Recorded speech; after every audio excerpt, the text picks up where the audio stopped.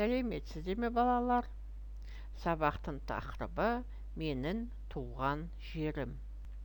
Бірінші тапсырма: суретке қара, толықтырып айт. Екінші тапсырма: суретке қара, тыңда, қайтала. Менің туған жерім Қазақстан. Мен Қазақстанда тұрамын. Үшінші тапсырма: кесте бойынша сөйле. Менің туған жерім Қазақстан. Мен Қазақстанда тұрамын. Мен Алматыда тұрамын. Мен Астанада тұрамын. Мен Қазақстанда тұрмаймын. Мен Алматыда тұрмаймын. Мен Астанада тұрмаймын.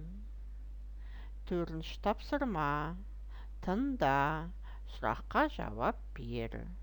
Сен Алматыда тұрасың ба? Иә, мен Алматыда тұрамын. Жоқ, мен Алматыда тұрмаймын. Мен Астанада тұрамын.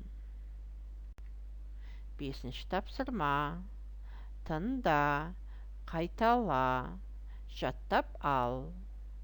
Алматының алмасы, жап-жасыл ағашы, қып-қызыл алмасы, ақ басты тауы бар, Алматы қаласы. Сабақ аяқталды. Сау болыңдар балалар.